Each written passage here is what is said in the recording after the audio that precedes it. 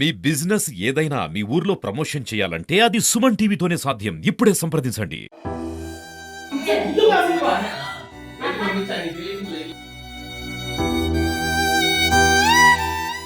మళ్ళీ ఎందుకు ఇప్పుడు వచ్చి ఆయన ఒత్తిడి చేస్తాను బక్కలే వేయించా అయ్యా సార్ అమ్మారా మాట్లాడేది మాకు పిల్లలు ఏమైనా చేసుకుని చచ్చిపోతాం సార్ మేము బతకలేం సార్ ఇంకా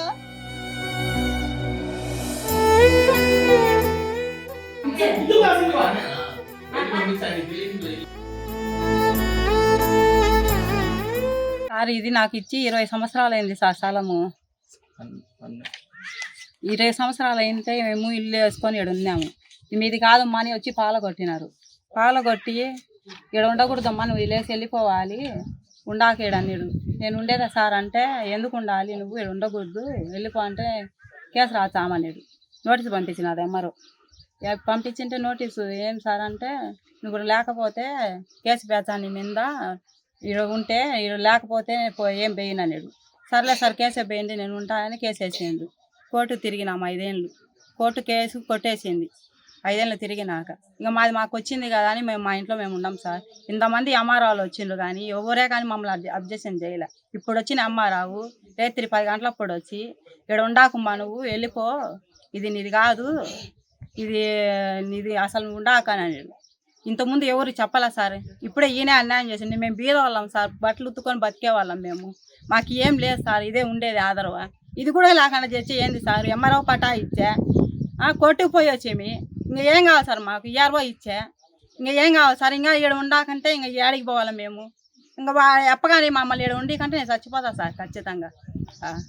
నన్ను 20 సంవత్సరాల నుంచి ఇదే అలసాట్లు సార్. నాకు ఎంఆర్ఓ ఒత్తిడి చేస్తాను సార్, ఫోన్ చేస్తారు ఈఆర్ఓ వాళ్ళు ఇక్కడ ఉండాకు వెళ్ళిపో ఎంఆర్ఓ పిలుస్తాను. రోజు కాగితాలు ఎందుకు ఎత్తుకోపోవాలి నేను ఎంఆర్ఓ మండలానికి కోర్టుకు పోయి వచ్చినా కదా మళ్ళీ కోర్టు మండలం ఎందుకు రమ్మంటారు నన్ను ఎందుకు రమ్మంటారు సార్. సార్కి మళ్ళీ మండలం రండి అంటే నాకు కోపం లేసి తిట్టినా సార్. ఎన్నిసార్లు తిరగాలి మేము తిరగలేము, మాకు ఓపిక లేదు. ఇదేంది మా కర్మ 3 సెంట్ల స్థలానికి మాకు ఇదే మాకు ఏడన్నా ఉందేమో సార్ ఇచ్చుకోకండి ఇదే ఉండేది మాకు అని చెప్పినాం సార్. అయినా కూడా ఉండాకు నువ్వు ఉంటే నీ మీద కేసు వేస్తా తన్ని బొక్కలు వేయించా ఇక్కడ ఉంటే నువ్వు అని అన్నాడు సార్. ఎంఆర్ఓకి ఏం సార్ ఆ మాటలు నోటీస్ ఇవ్వాలి కదా. ఇంతకుముందు నోటీస్ ఇచ్చిండే కదా, ఇప్పుడు కూడా నోటీస్ ఇవ్వాలి కదా నాకు ఇక్కడ ఉండకూడదు అని. మళ్ళీ ఎందుకు ఇప్పుడు వచ్చి ఆయన ఒత్తిడి చేస్తాను బొక్కలు వేయించా అయ్యా సార్ ఎంఆర్ఓ మాట్లాడేది మాకు నోటీస్ ఇవ్వకుండా మాట్లాడేది అయ్యా మాకు. మేమేమన్నా కబ్జా చేస్తున్నాం సార్. ఎంఆర్ఓ ఇచ్చిన పటాలనే కదా మేము ఉండేది.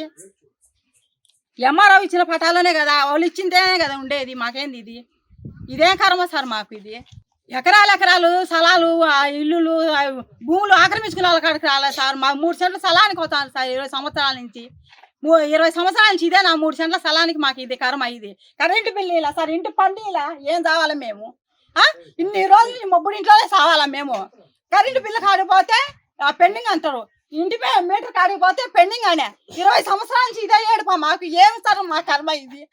నా బిడ్డలు వీళ్ళని మేము ఏం చేయాలి సార్ ఇప్పుడు మేము నేను ఇంకా ఏమైనా చేసుకొని చచ్చిపోతా సార్ లాస్ట్ ఇది కానీ లేకపోతే నేను నా పిల్లలు ఏమైనా చేసుకొని చచ్చిపోతాం సార్ మేము బతకలేం సార్. ఇంకా 3 సెంటు స్థలానికి ఇంత ఏమో సార్ నాకు ఇదే కర్మ.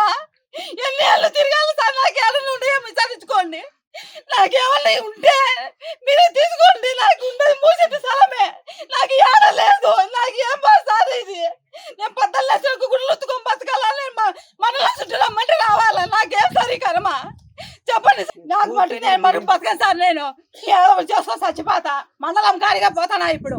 మండలం కాడికి పోయి ఆనే పెట్రోల్ పోసుకొని చస్తా నేను. వాళ్ళే ఉండరు, ఇక్కడనే ఉండరు. ఇప్పుడు ఇంటికి కాదు మేము రాకపోతే ఉండరు వాళ్ళు ఇక్కడనే ఉండరు. వాళ్ళు పేదలు. వాళ్ళు ఏమంటే మేము చెప్తూ ఉండరు. వాళ్ళు పేదలు, వాళ్ళు సాకులు గుడ్డలు ఉతుకోండి. మనం ఏం చేద్దాం.